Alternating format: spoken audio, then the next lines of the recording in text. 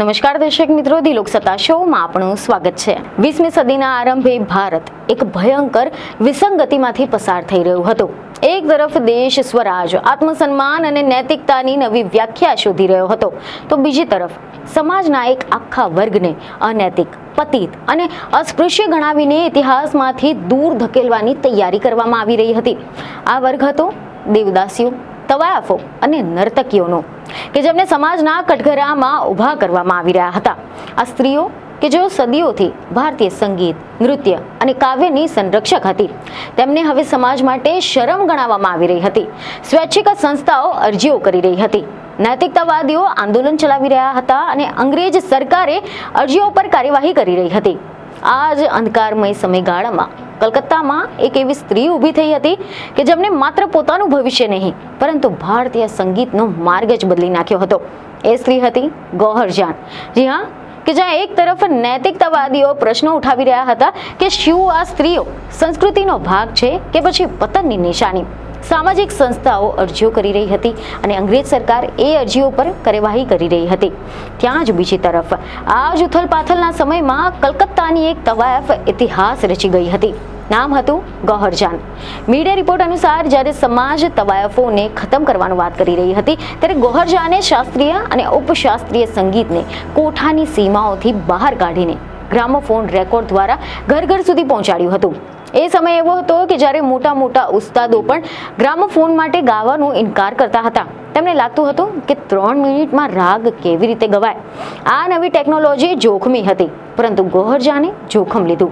ઠુમરી, ખ્યાલ, ભજન તેમને રેકોર્ડ કર્યા અને દરેક રેકોર્ડના અંતે એક સ્પષ્ટ અવાજ ગુંજતો, માય નેમ ઇઝ ગૌહર જાન। એ માત્ર નામ નહોતું, એ તો પોતાની ઓળખને સમયની સામે લખી દેવાની ઘોષણા હતી। હવે આપણે વાત કરીએ કે આ ગૌહર જાન કોણ હતા। તો મીડિયા રિપોર્ટ અનુસાર એવી માહિતી સામે આવી છે કે ગૌહર જાનનો જન્મ હાલના ઉત્તર પ્રદેશના આઝમગઢમાં થયો હતો। જન્મ સમયે તેમનું નામ હતું એલિન એન્જલિના યુવટ। પિતા વિલિયમ યુવટ અને આર્મેનિયન મૂળના કલકત્તાની કંપનીમાં નોકરી કરતા હતા, જ્યારે તેમના માતા એલિન વિક્ટોરિયા હેમિંગ એ વ્યાવસાયિક રીતે ગાયિકા હતા। બહારથી આ પરિવાર સુખી લાગતો હતો, પરંતુ અંદરથી તૂટતો જઈ રહ્યો હતો। 1879માં માતા પિતાના છૂટાછેડા થયા, ત્યારે નાની એલિન માટે આ પહેલો મોટો આઘાત હતો। જીવન અહીંથી જ અસ્થિર બની ગયું હતું। 1881માં માતા અને દીકરી બનારસ પહોંચ્યા। આ શહેર માત્ર ધર્મનું નહીં, પરંતુ સંગીતનું પણ કેન્દ્ર હતું।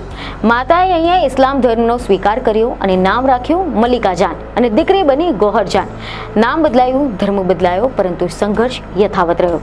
કેટલાક મીડિયામાંથી એવા અહેવાલો સામે આવ્યા છે કે અહીંયા સૌથી દુઃખદ વાત એ બની કે ગૌહર જાન જ્યારે માત્ર 13 વર્ષના હતા, ત્યારે તેમના સાથે દુષ્કર્મ થયું। આ ઘટના તેમના જીવનનો સૌથી મોટો આઘાત હતો। આ ઘટના તેમના જીવનની સૌથી ભયાનક યાદ બની ગઈ। ઘણા લોકો અહીંયા તૂટી જાય, પરંતુ ગૌહર જાને આ પીડાને સંગીતમાં ફેરવી નાખી। સંગીત તેમની ઢાલ બની ગઈ, સંગીત તેમની શક્તિ બની। બનારસ પછી ગૌહર જાન કલકત્તા પહોંચ્યા। તેમણે કલકત્તા આવીને શાસ્ત્રીય ગાયન અને નૃત્યની તાલીમ લીધી હતી। વારાણસી અને કલકત્તા બંને શહેરોમાં તેમનું નામ ચર્ચાવા લાગ્યું હતું, અને થોડા જ સમયમાં તેમનું નામ કલકત્તાની મહેફિલોમાં ગુંજવા લાગ્યું। અંગ્રેજ અધિકારીઓ, યુરોપિયન પરિવારો અને દેશી રાજવીઓ બધા જ ગૌહર જાનના દીવાના બની ગયા।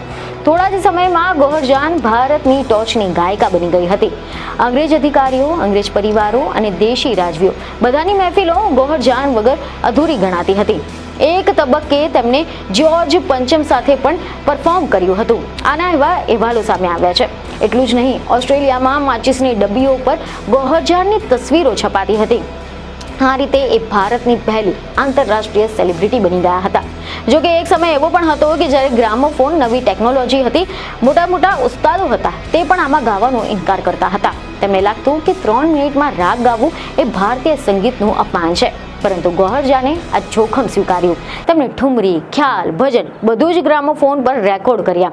દરેક રેકોર્ડના અંતે તેમનો અવાજ ગુંજતો, માય નેમ ઇઝ ગૌહર જાન।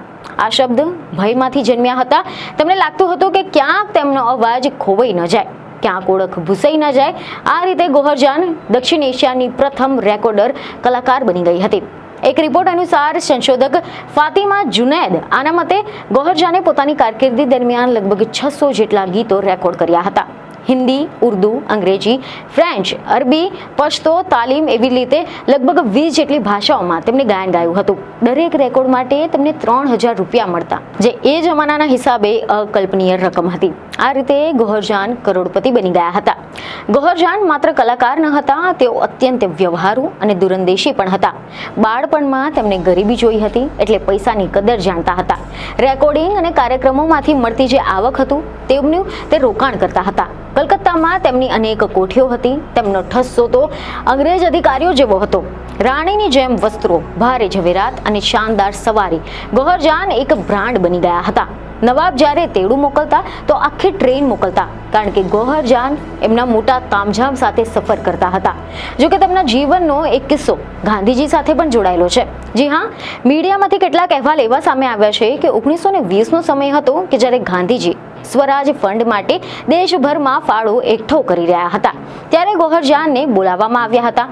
ગૌહર જાન તો ચોંકી ગયા, કારણ કે તેઓ જાણતા હતા કે સમાજ તવાયફોને કેવી રીતે જુએ છે.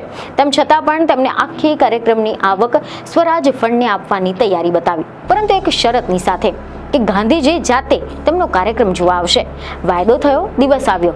હોલ ખચાખચ ભરાયેલો હતો, પરંતુ ગાંધીજી એ તો દેખાયા જ નહીં.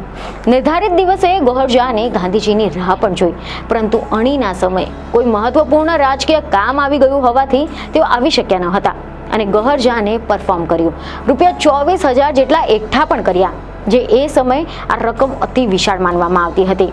બીજા દિવસે ગાંધીજીએ મૌલાના શૌકત અલીને ફાળો લેવા માટે મોકલ્યા. ત્યારે ગૌહર જાને માત્ર 12,000 રૂપિયા જ આપ્યા અને કહ્યું કે બાપુજી ઈમાનની વાતો કરે છે, પરંતુ એક તવાયફને આપેલો વાયદો પાડી ન શક્યા, એટલે સ્વરાજને પણ અડધી જ રકમ મળશે. આ વાક્ય ગૌહર જાનના સ્વાભિમાનનું પ્રતિબિંબ હતું. આ ઘટના છતાં પણ ગૌહર જાન પછાત ન હતી. એવા અહેવાલો છે કે 1921માં ગૌહર જાને તવાયત સંઘની સ્થાપના કરી હતી. અસહકાર આંદોલનમાં પોતાના સમુદાયને જોડ્યો હતો. એ સમયે તવાયફો માત્ર કલાકાર ન હતી, તો એક વિચારશીલ અને રાજકીય રીતે સચેત હતી. જોકે જીવનમાં એક તબક્કે ગૌહર જાનને પોતાની અડધી ઉંમરના એક પઠાણ યુવકની સાથે પ્રેમ થયો હતો. નિકાહ પણ થયા, પરંતુ એ પ્રેમ તેમના જીવનની સૌથી મોટી ભૂલ સાબિત થયો, કારણ કે તેમનો પ્રેમ લાંબો ન ચાલ્યો. આ યુવકે ગૌહર જાનની સંપત્તિ પોતાના નામે લખાવી લીધી. મામલો કોર્ટ સુધી પહોંચી ગયો હતો. કાયદાકીય લડાઈમાં ગૌહર જાનનો વારસો અને સંપત્તિ બધું જ ધીમે ધીમે ખપી ગઈ. કોર્ટ કચેરી શરૂ થઈ. કાયદાકીય લડતમાં તેમના પૈસા, મકાન અને માનસિક શાંતિ બધું જ ખોવાઈ ગયું. જે સ્ત્રી માટે એક સમયે મહેફિલો ઝગમગતી હતી, એ અંતે એકલી રહી ગઈ. દક્ષિણ ભારતમાં જઈ વસ્યા, ન કોઈ મહેફિલ, ન કોઈ તાળીઓ. એવા રિપોર્ટ છે કે 17 જાન્યુઆરીએ ગૌહર જાનનું અવસાન થયું હતું. એક યુગ અહીંયા શાંત થઈ ગયો. ગૌહર જાન તવાયફ ન હતી, તે એક યુગ હતી. તેઓ ગાયિકા, કવિયત્રી, ઉદ્યોગપતિ અને પોતાના સમયની આગળ ચાલનારી સ્ત્રી હતી. તેમનું જીવન કહે છે કે સમાજ પ્રસિદ્ધિ માણે છે, પરંતુ કલાકારને સ્વીકારતું નથી. પરંતુ અવાજ ક્યારેય પણ મરતો નથી. આજે પણ જૂના ગ્રામોફોનમાંથી એક અવાજ સંભળાય છે, માય નેમ ઇઝ ગૌહર જાન.